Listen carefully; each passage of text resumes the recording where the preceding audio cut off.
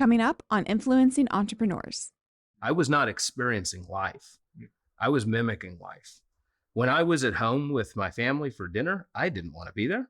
I wanted to be working on the deal. When my kids would talk to me, they were very young at the time. It was just, I was distant. I was removed. My sense of ego, if I can say, had outgrown, frankly, what I was deserving of. And it reached a breaking point.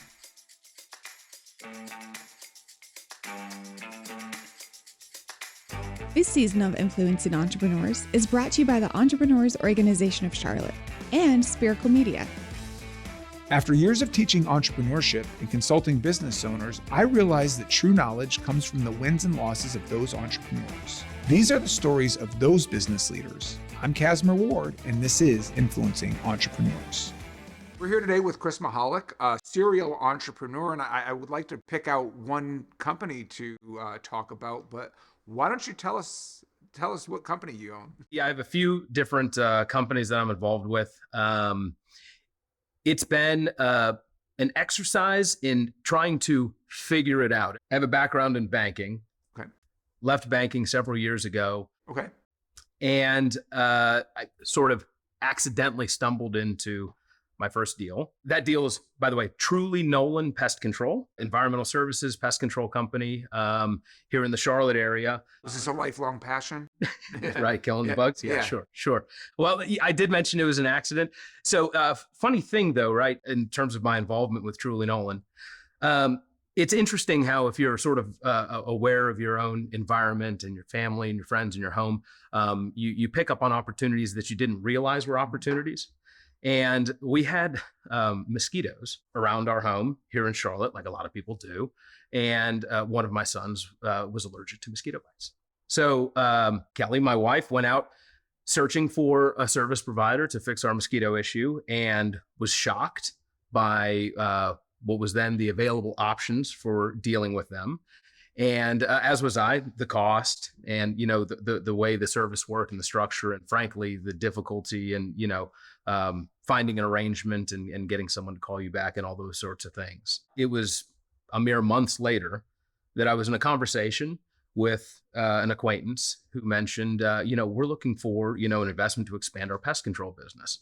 And suddenly there was a synapse. The two came together and I said, I think there's a real opportunity. I just had the hardest time finding somebody to take care of these mosquitoes. Anyway, well, that was the, I suppose the entry point into pest control is merely a conversation that correlated with my own personal experience. And that was all the validation I needed. Well, I also feel like once you make that purchase, do you go back to Kelly and say, I took care of our bug problem. I bought the bug company.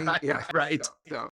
Not only are we going to do us, we'll do all the neighbors and in fact, everybody. And, maybe we'll make a business of it. So when you buy the company, do you just serve as an owner or do you actually get involved in operations? Yep. So I feel like, and I hope it's not just me, that a lot of other entrepreneurs who started off their lives in maybe a corporate capacity or some other job and migrated into entrepreneurship can maybe relate to this. It was my impression that I actually wouldn't have to learn a lot about the business itself. Maybe I've got some finance skills. Yeah, be a passive owner. Some advisory, some management, a little bit of, help, a few meetings, managed by the dashboard. Yeah. I envy the folks that have had that experience. It wasn't mine. Okay. What I quickly learned was that I simply didn't have the depth of experience or knowledge to dive down into the problems. So maybe I could see them at a high level, but yeah, I had to learn a lot about the pest control industry over the course of many years to really be an effective manager. And today, I don't get involved in the minute by minute, the day by day. People send me pictures of bugs all the time. Yeah. And depressingly, I can identify most of them, but I choose not to because I don't want them to continue. Well, one of my favorite stories is we have a mutual friend that found out they had bed bugs. Yeah. And the way the story goes is he called you. He did. To see if you could help. And you were like, I'll be there in 10 minutes. And he said you showed in the up to the house like a madman, ripping sheets.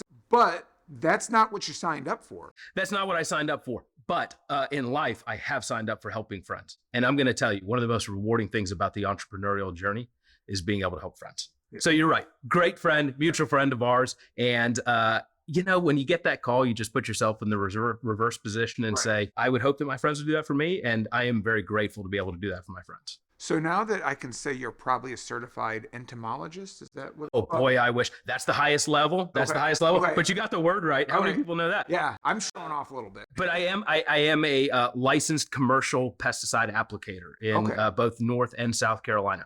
So you mentioned several other businesses. Right. Pest control, still your passion, still in your heart.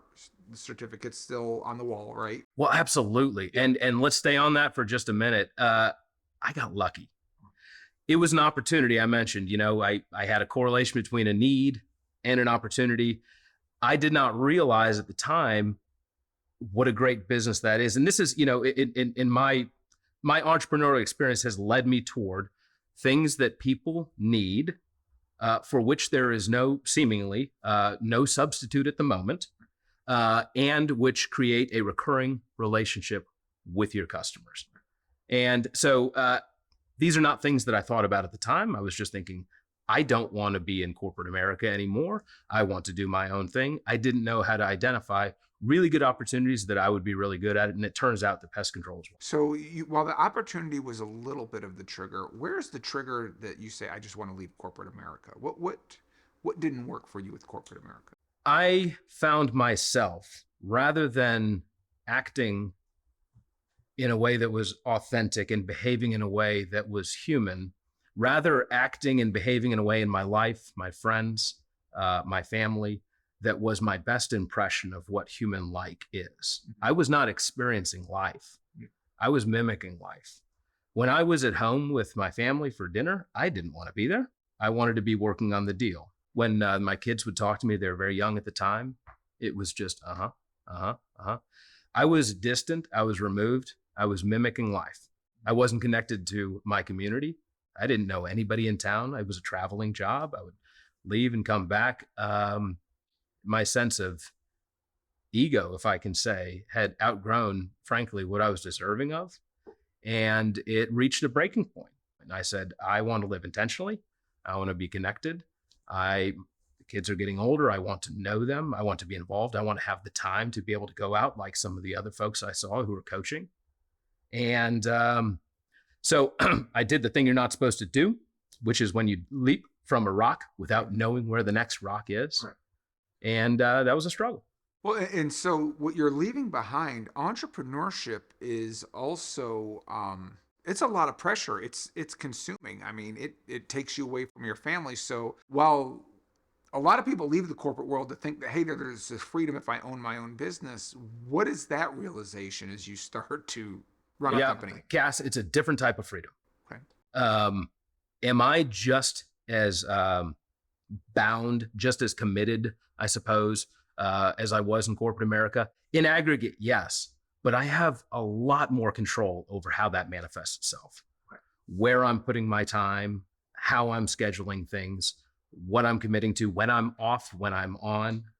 It's not at the directive of some outside influence. It is occasionally. Of course, it is occasionally. Now, you talked about freedom a minute ago.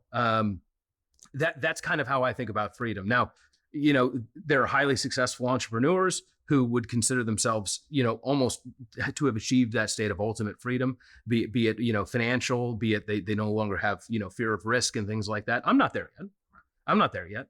But I feel in control and I feel intentional about what I do. Was the sacrifice to go from a corporate setting into your own business great, or were you able to land, pretty solid on your own 2 feet right off the gate? No, it was awful. It was awful. Probably the worst. Hugging the toilet every night, wondering how to keep your company liquid. I mentioned a minute ago that I had to get a pest control license, right? It took a couple of years. Well, initially, I had hired somebody that held a license. Well, one day that person, left for greener pastures, which great. Still friends with that person. Great person. I had to figure that out. We are suddenly not legally allowed to operate. So do you shut down? What do you do? Well, my first call was to the state. I explained the situation to them. They offered me 90 days. I exhausted those 90 days, needed a little more time. Well, you can't have it. Okay, I'm getting in the car. I'm coming down. I drove to Raleigh, actually sat down with the state and said, this is what I need. As it turns out, The regulator was a baseball fan. We talked baseball for about 3 hours, and I left there with another 30 days extension. And I was able to get licensed at that point. But and are you studying? Is that when you're just cramming like it's finals week, or? Yeah, absolutely. Yeah, I mean, talk about hours. I think I spent far more hours during that period of time than I ever did in corporate America. But it's one of the great lessons that I have taken away as it relates to, being successful in your business as you want to build it and grow it, is that you need to understand all aspects of it. There's a reason that somebody doesn't come in as a CEO of a company. They generally have to work their way up. They have to have been, maybe an analyst, and then they have to have been, maybe a vice president or something like that. You need to understand how things function and structure. And in businesses, and particularly those that have, regulatory challenges or, other things that are a bit nuanced, if you haven't covered the risk factors or even properly, like in my case, properly assessed them, like it is a risk factor that we need a license to operate, and that is an employee that holds that license, then you're exposed. So what's next? Pest. I'm thinking pest control. What's a good complement, or do you just veer right? Well, so in the same vein of pest control, I have a friend who owns a commercial landscape business in Raleigh, very successful. And he put it best to me, and I only just heard this a few months ago. He said, you know what? You're really good at staying outside. I like to stay outside too. And he means that from a business sort of standpoint, right? So when you get really good at, okay, we provide outside services, it tends to be, we needed some trees taken down at our house. We were doing a little bit of work, and there was a few that were just not healthy, needed them taken down. It was very difficult to get a hold of a tree company. It was very difficult to get estimate. It was very difficult to get scheduled. So this was about 18 months ago, 2 years ago. I said, you know what? I think trees are a great business. We've got an aging canopy here in Charlotte. We love it.